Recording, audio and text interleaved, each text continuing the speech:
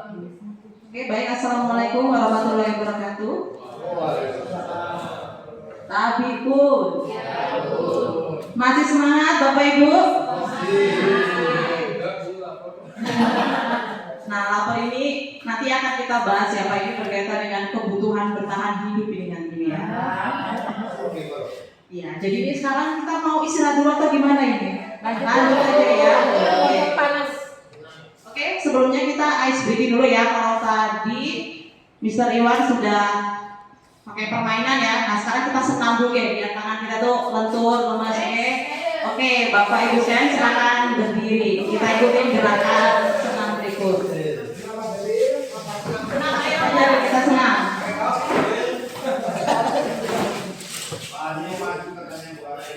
Oke, mulai. Senamnya kayak apa? Seperti yang di layar ya Bapak, bisa dilihat. Ini permulaannya, sabar. Oke.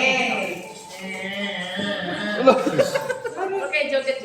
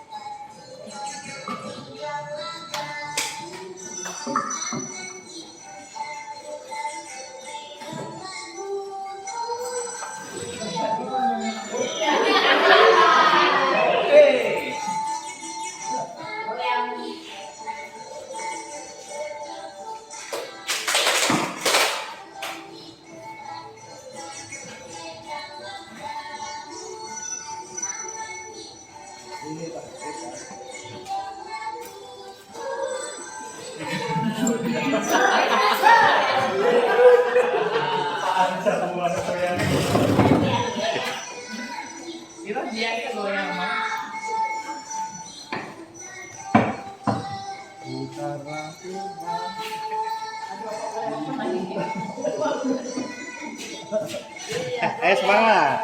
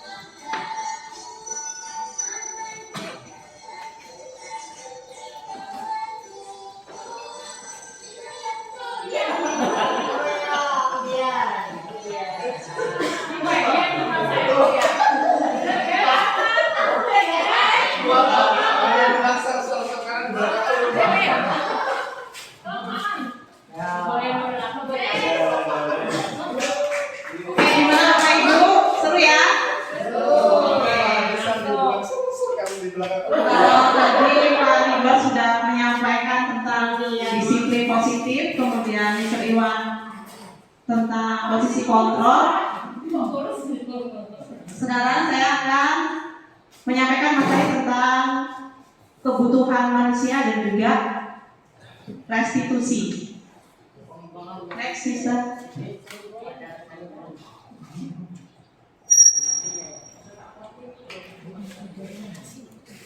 Ya, jadi kebutuhan dasar manusia itu dibedakan menjadi 5. Tadi yang Pak Budi sebut ya, lapar itu tadi bagian dari kebutuhan bertahan hidup. Ya. Kemudian ada juga tentang penguasaan, kemudian kasih sayang dan rasa diterima, kemudian kesenangan dan juga kebebasan. Jadi tadi ya, kalau bertahan hidup tadi seperti makan, kesehatan. Jadi kalau kadang nih ada murid kita nih nggak ada gurunya belum datang, tiba-tiba ke kantin, gitu ya, sering ya. Lihatnya tidak sesuai dengan keyakinan kelas, tapi kita dulu harus memahami juga Kenapa sih anak tersebut ke kantin? Mungkin karena ada kebutuhan yang belum terpenuhi gitu ya. Tapi bukan berarti di sini kita memaklumi terus membiarkan, membenarkan, bukan gitu ya. Nanti peran sebagai manajer di situ nanti ada. Kemudian lanjut. Selanjutnya adalah kebutuhan kasih sayang dan rasa diterima, gitu ya. Kebutuhan untuk disayangi dan diterima meliputi kebutuhan akan hubungan dan koneksi sosial, kebutuhan untuk memberi dan menerima kasih sayang, dan kebutuhan untuk merasa menjadi bagian dari suatu kelompok. Jadi ini bisa dengan keluarga, bisa dengan teman, gitu ya, binatang peliharaan atau kelompok di mana kita bergabung. Next, Mister. Yang selanjutnya adalah tentang penguasaan atau power. Kebutuhan ini meliputi keinginan untuk dianggap berharga, bisa membuat perbedaan, bisa membuat pencapaian, kompeten, diakui dan dihormati. Next. Kemudian kebutuhan akan kebebasan atau freedom. Jadi di sini kebutuhan untuk bebas adalah kebutuhan untuk kemandirian, otonomi, memiliki pilihan dan mampu mengendalikan arah hidup seseorang. Anak-anak dengan kebutuhan kebebasan yang tinggi menginginkan pilihan, mereka perlu banyak bergerak, suka mencoba-coba, tidak terlalu terpengaruh orang lain dan senang mencoba hal yang baru dan menarik. Lanjut. Kemudian kebutuhan kesenangan atau fun di sini kebutuhan untuk mencari kesenangan, bermain dan tertawa. Ini menurut kita banyak sekali sepertinya yang butuh kesenangan. Makanya mungkin dalam kita mengajar perlu juga tadi diberi semacam ice breaking ya atau game gitu ya. Lanjut. Nah sekarang saya punya kasus nih. Dinda, seorang anak kelas 3 SD, begitu tiba di rumah sepulang dari sekolah menangis dan mengadu pada ibunya bahwa dia benci pada Ibu Rani, gurunya. Menurut Anda, kebutuhan apa yang berusaha dipenuhi oleh Dinda jika jawabannya seperti ini? Lanjut saya. Nah, yang pertama, jika jawaban Dinda itu adalah Ibu guru bilang, aku tidak boleh bersenandung sewaktu mengerjakan tugas. Katanya, kelas harus tenang, tidak ada suara, kan nggak seru jadinya. Nah, ini kira-kira kebutuhan apa nih Bapak Ibu yang mau dipenuhi? Iya, betul sekali, kesenangan. Next, yang kedua. Bagaimana jika jawabannya si Dinda itu adalah, Ibu guru tidak menyapa hari ini, padahal aku pakai jepit rambut baru. Iya benar sekali. Jadi kebutuhan rasa diterima ya dan kasih sayang. Lanjut. Aku bosan masa belajarnya cuma gitu-gitu aja. Dengerin guru aja. Oke, ini kebutuhan apa nih Bapak Ibu?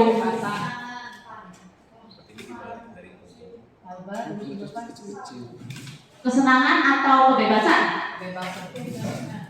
Kebebasan ya, karena di sini dia lebih pengen bebas. Karena kalau belajar dia nggak bebas ya, dia pengen punya pilihan gitu ya. Kalau yang nomor satu tadi kan dia bersenandung itu lebih ke senang ya gitu.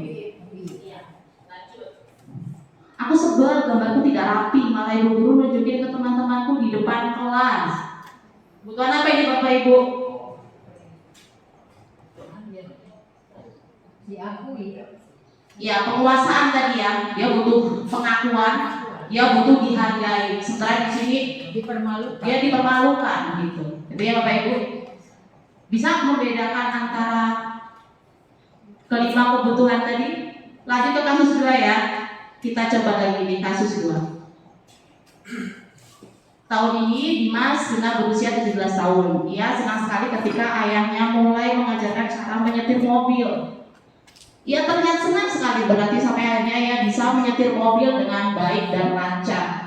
Ketika ibunya bertanya pada Dimas apa yang membuat dia ingin bisa menyetir mobil, ketika jawaban Dimas adalah seperti ini, kebutuhan apa yang ingin dia penuhi? Oke, kita mulai yang pertama ya Bapak Ibu. Jika jawaban Dimas yang pertama, aku merasa bangga dan keren.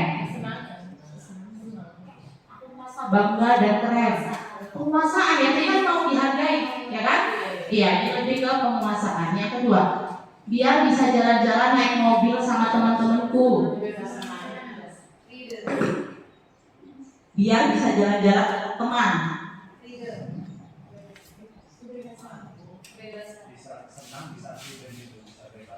Di sini kalau mau jalan-jalan sama teman-teman berarti dia pengen rasa diterima dan rasa kasih sayang ya.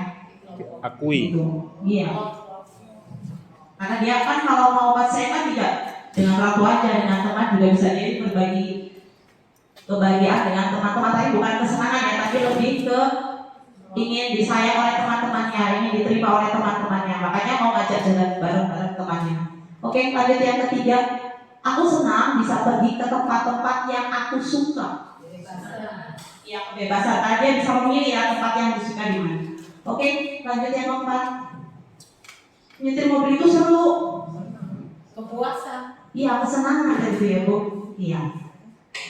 Jadi yang keempat itu adalah kesenangan. Jadi kita sebagai seorang guru nih harus sebelum siswa itu melanggar peraturan, sebaiknya kita tanya dulu alasannya itu apa, sehingga kita bisa tahu mungkin ada kebutuhan yang belum dipenuhi. Karena kalau kebutuhan belum dipenuhi, bisa jadi itu akan membuat perilaku siswa menyimpang atau negatif. Itu ya Bapak Ibu. Oke, lanjut. Selain kebutuhan hidup manusia, ada juga dunia berkualitas. Apa sih dunia berkualitas itu? Dunia berkualitas Anda adalah tempat khusus dalam pikiran Anda, tempat Anda menyimpan gambaran representasi dari semua yang Anda inginkan. Bisa berisi orang-orang, hal-hal, dan apa saja yang terbaik dalam hidup Anda, dan membuat Anda merasa bahagia dan terpenuhi kebutuhan dasar Anda.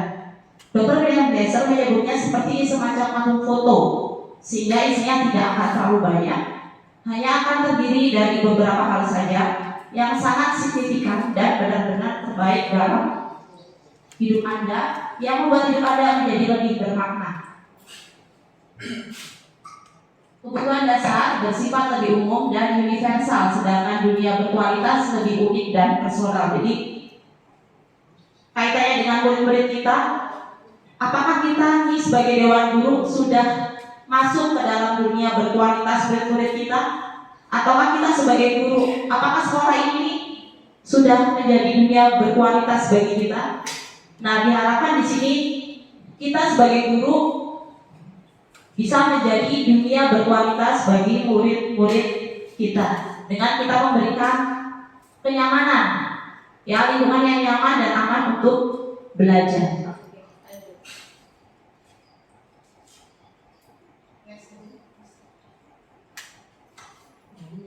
Nah, sekarang kita masuk yang kedua tentang restitusi. Ini tadi sudah dibahas oleh Pak Ridwan. Jadi restitusi itu adalah proses menciptakan kondisi bagi murid untuk memperbaiki kesalahan mereka, sehingga mereka bisa kembali pada kelompok mereka dengan karakter yang lebih kuat.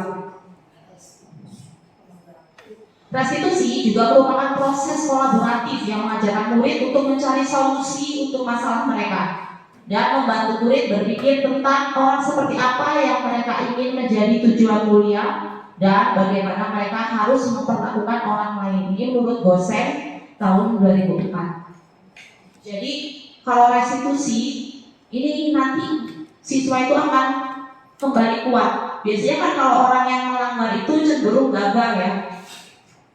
Ya, dia akan malu, dia menjadi pribadi yang gagal. Nah, di sini peran kita sebagai guru yang tadi adalah sebagai manajer itu adalah murid kita tuh jangan nanti setelah berbuat salah tuh terus mereka merasa rendah diri dan merasa tidak punya prestasi, kekuatan atau apapun yang bisa mereka berikan, gitu ya.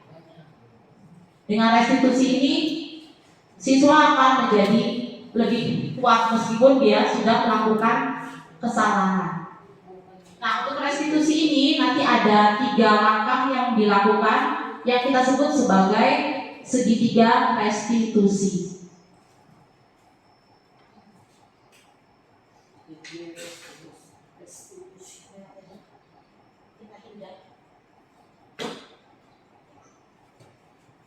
Jadi segitiga restitusi itu ada 3 langkah ya, sesuai namanya segitiga. Jadi ada 3. Yang pertama itu adalah menstabilkan identitas, kemudian validasi tindakan yang salah, dan yang ketiga menanyakan keyakinan. Ini sebenarnya Bapak Ibu ini ketika memanggil siswa yang bermasalah itu sebenarnya sudah melakukan hal ini sebetulnya.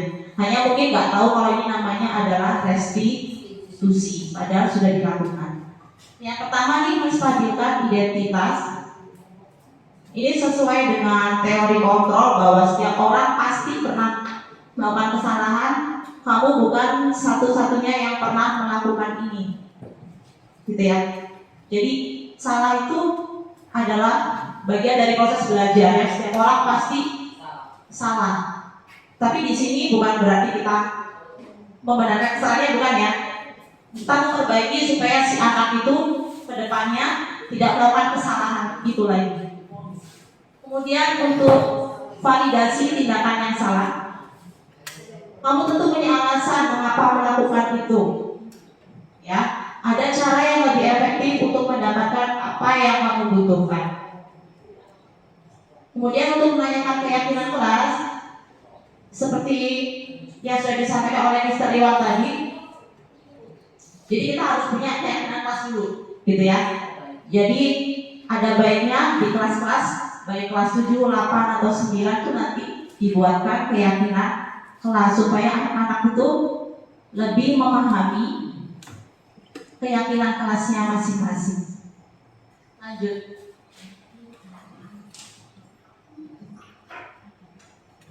Ini penjelasan lebih detailnya ya Bapak Ibu tentang menstabilkan identitas.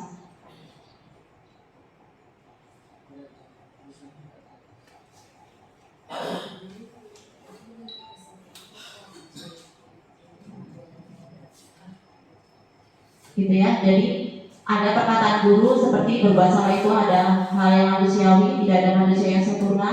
Bapak atau Ibu juga buat salah. Kita pasti bisa menyelesaikan permasalahan ini dan seterusnya. Itu untuk menstabilkan identitas. Jadi anak yang salah itu kan gagal ini supaya dia tidak menjadi pribadi yang gagal. Lanjut.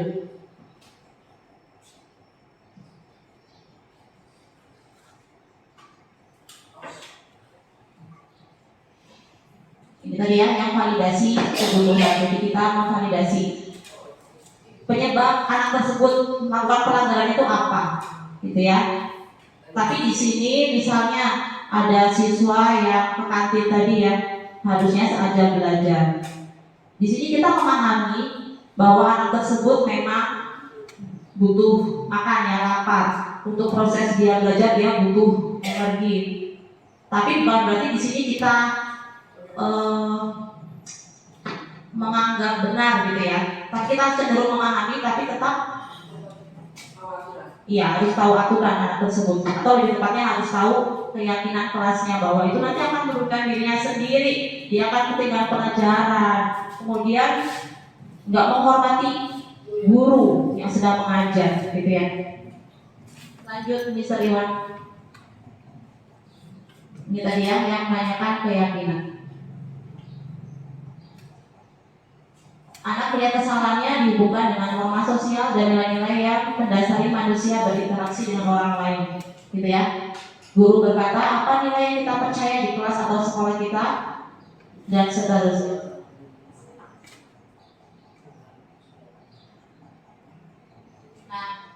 Nah di sini ada kasus tadi sebenarnya di Mr. Iwan juga sudah ada ya, terakhir ya posisi manajer.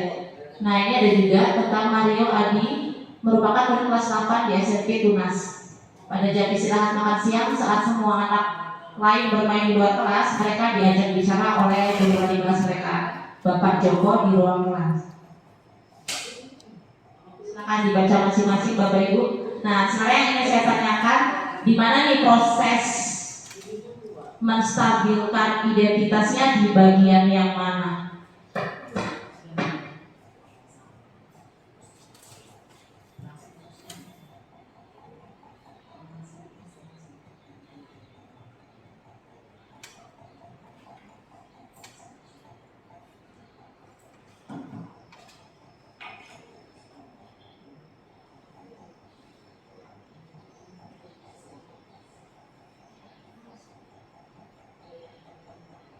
percakapan selanjutnya bisa Iwan.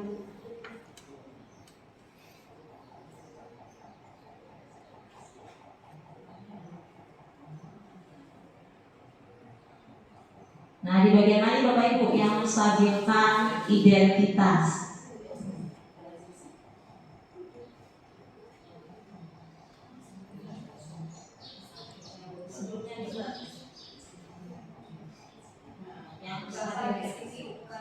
Oke, Misteri.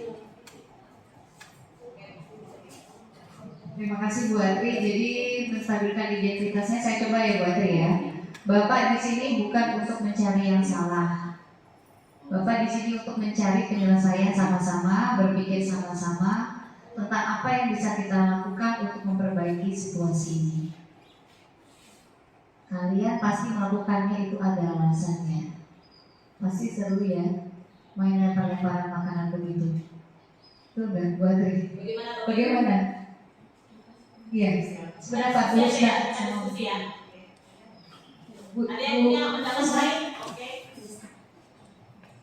Ada yang punya pendapat lain, Bu Yun? Atau setuju dengan? Ya, saya setuju yang disampaikan Misteri tadi. Bagian Pak Joko yang terakhir itu sepertinya menstabilkan identitasnya. Menstabilkan identitas. Oh, menstabilkan identitas. Bapak, Ibu yang lain gimana? Setuju kan? Pak Billy, gimana Pak Billy? Setuju ya. Oke, jadi benar ya. Di sini yang menstabilkan identitas tadi bahwa setiap orang kan pasti punya kesalahan tadi ya.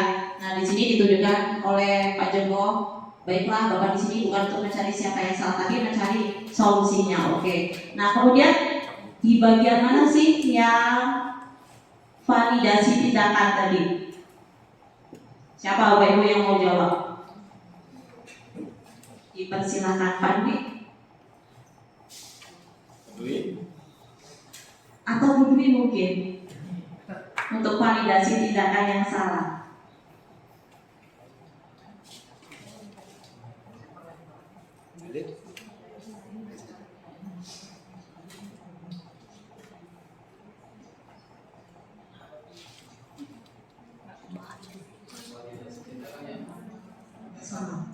Validasi tindakan.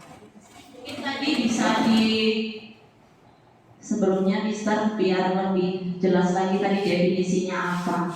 Mungkin banyak yang pada lupa kali tadi. Nah, yang segitiganya tadi.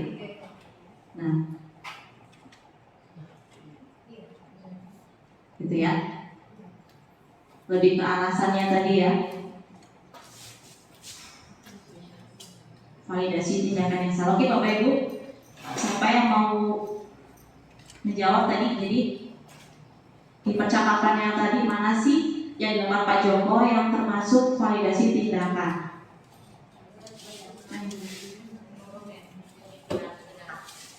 Kalian pasti melakukan itu ada alasannya ya. Pasti seru ya main lempar-lemparan makanan. Yang lain? Gimana Bapak Ibu? Yang lain? Apakah setuju dengan Mary? Setuju. Wah kayaknya nih Pak ini udah kebutuhan bertahan hidup juga ya. Ngantuk nih kayaknya. Itu tuh yang Oke, lanjut Mister. Jadi benar ya. Jadi di sini di validasi tindakan kita tanyakan alasannya kenapa sih murid tersebut melakukan kesalahan.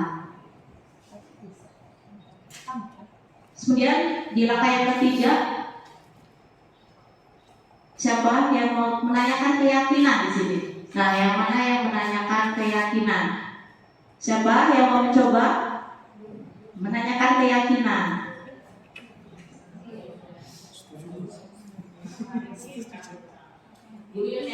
Buyut lagi bedanya nih. Ini murid berprestasi. Boleh. Saya berusaha menjawab untuk Pak Joko yang kedua. Sekarang mari kita bicara tentang keyakinan kelas dan keyakinan sekolah kita. Apa yang kita percaya, yang mana yang kalian belum tunjukkan. Ya, benar sekali ya Bapak Ibu ya. Tepuk tangan dong. Luar biasa. siswa berprestasi. Yang lain juga luar biasa ini ya, sudah menyimak dengan sangat baik. Tepuk tangan untuk kita semua. Itu. Oh iya, ada sedikit penambahan nih tentang penghargaan. Gara-gara saya ini memberikan penghargaan ya, hanya saya sedikit memberikan ini tentang penghargaan. Jadi kalau tadi disampaikan Pak Ridwan bahwa hukuman itu kan sebaiknya jangan dilakukan ya kan. Ternyata Bapak Ibu, seperti yang sudah dipelajari di modul, ternyata penghargaan itu juga merupakan hukuman bagi yang tidak memperolehnya. Karena dengan adanya penghargaan itu bisa membuat anak-anak kita tuh iya gimana Bu Melian mungkin Setuju. Ya, kalau kita kasih uang sama anak, biasanya anak tuh merasa lebih semangat lagi, nambah motivasi, gitu buat belajar lebih baik lagi.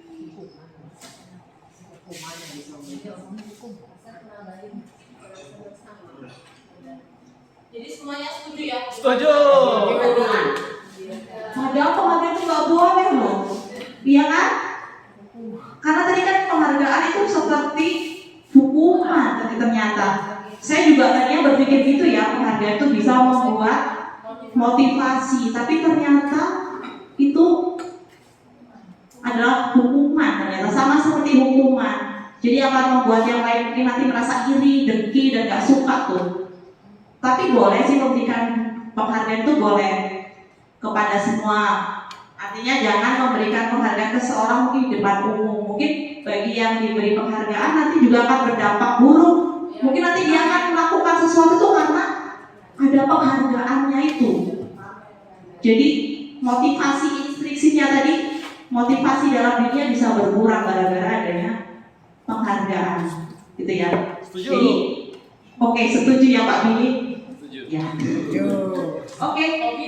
Jadi ketika 3 langkah sudah dilakukan, berikutnya tadi kita harus meminta siswa untuk menemukan solusinya sendiri. Inilah namanya proses restitusi. Jadi kalau kita biasanya kan kita yang memberikan solusi kepada anak-anak ya kan. Kalau ini kita menanyakan solusinya dari anak itu seperti apa. Itulah peran kita sebagai seorang manajer yang menerapkan segitiga restitusi. Oke, sebelum kita akhiri, ini saya punya refleksi, gitu ya. Yang pertama, bagaimana perasaan Bapak Ibu selama mengikuti kegiatan ini? Senang. Kemudian yang kedua, pembelajaran apa saja yang Bapak Ibu peroleh selama mengikuti kegiatan ini? Banyak. Ya, nanti jawab perwakilan ya. Sekarang yang ketiga, apa perubahan dalam diri Bapak Ibu yang ingin Bapak Ibu lakukan setelah mempelajari materi budaya positif baik yang disampaikan oleh Pak Ridwan, Mr. Iwan ataupun saya ya. Nah, sekarang yang pertama nih, siapa yang mau menyampaikan refleksinya? Kayaknya Pak Billy nih. Pak Billy setuju. Oke,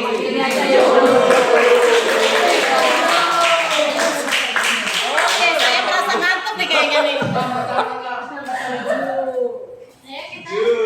Rekam. Terima kasih atas kesempatan Ibu Andri untuk saya merefleksikan kegiatan. Yang pertama, bagaimana perasaan Bapak Ibu selama mengikuti kegiatan ini? Oh, jujur apa formalitas? Jawabannya jujur. Ngantuk nih Pak Billy kayaknya. Ya, untuk kegiatan ini sangat bermanfaat buat kami semua, menambah wawasan, untuk menambah ilmu pengetahuan untuk menghadapi anak didik kita bersama demi kemajuan dan keselamatan bersama.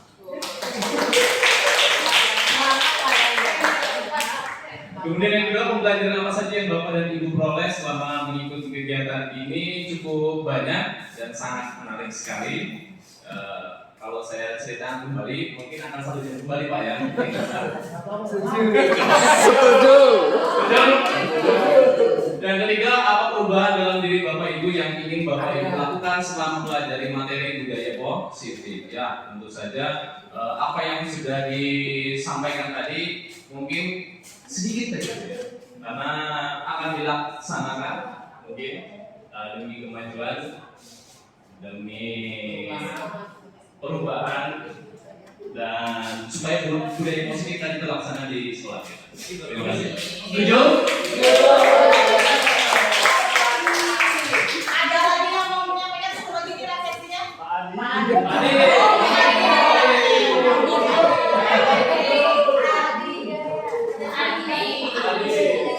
Yang dari ibu-ibu deh kan udah bapak-bapak ya, mungkin dari ibu-ibunya kali ya.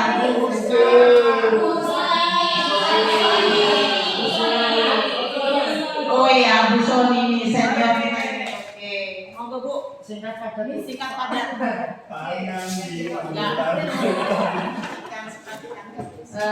Yang pertama, bagaimana perasaan kita ya Bapak Ibu selama mengikuti kegiatan ini? Pertama-tama masih bingung. Pas sudah tampil yang kedua, kemudian yang ketiga, oh berarti ini yang maksudnya. Ada masukan-masukan atau info baru yang bisa kita terapkan waktu kita mengajar nanti di kelas. Itu jujur kacang hijau benar. Yang kedua, pembelajaran apa saja yang Bapak Ibu peroleh selama mengikuti kegiatan ini. Jadi kalau ada masalah di kelas itu, kita jangan lagi menghukum atau menyalahkan anak saja. Kita rupanya sekarang ini dituntut untuk mencari mengapa mereka melakukannya seperti itu. Sepertinya memberatkan kita sih, tapi ya kita ikuti ya, ini metode baru. Yang ketiga, apa perubahan dalam diri Bapak Ibu yang ingin Bapak Ibu lakukan setelah mempelajari materi budaya positif. Kebetulan tadi saya agak lapar, jadi untuk budaya positif tadi saya agak keluar. Yang jelas kalau dalam ilmu kita, ilmu yang saya pelajari, budaya positif sesuatu yang budaya itu sudah merupakan hasil bangsa karya manusia ya. Kemudian positif lagi, berarti itu sesuatu yang sangat indah, yang sangat baik dilaksanakan. Seperti itu. Terima kasih. Setuju.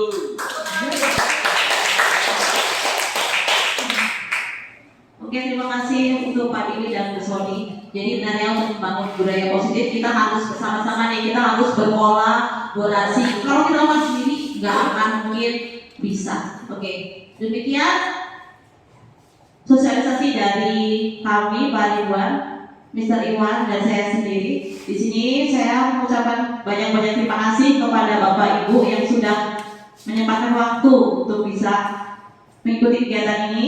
Kemudian jika ada kesalahan baik dari ucapan ataupun perbuatan, saya mewakili dua rekan yang lain mengucapkan mohon maaf yang sebesar-besarnya. Saya akhiri, wassalamualaikum warahmatullahi wabarakatuh. Waalaikumsalam warahmatullahi wabarakatuh. Maju terus, pantang mundur.